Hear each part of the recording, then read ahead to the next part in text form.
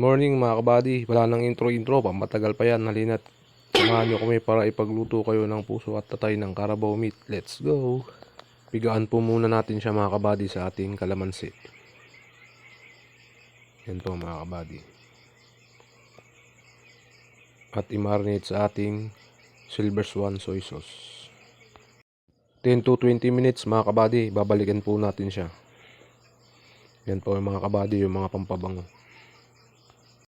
Mix lang po natin ng i-mix mga kabady para po kumapit na yung ating nilagay na mga pampalasa.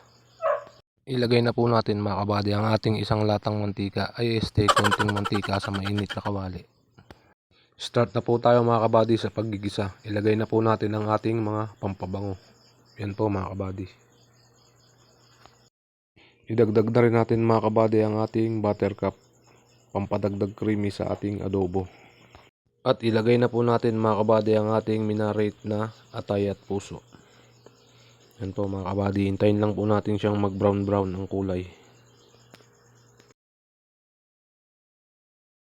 Naglagay din po tayo ng cornstarch mga kabady, pampalapot. Mix lang po ng i-mix natin mga kabady para po yung ating mga pampalasa maghalo-halo na po sa ating karne.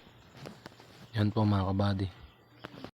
Lagyan natin ng 2 kutsarang asukal para may konting tamis mga kabady. Ilagay na rin natin mga kabady ang ating pangpalasa. At ang ating bell pepper at siling haba.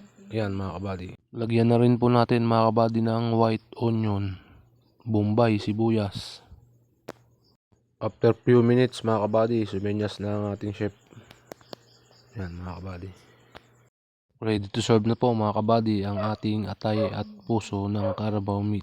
At sana po ay may nakuha kayong konting aral mga kabady. Salamat po.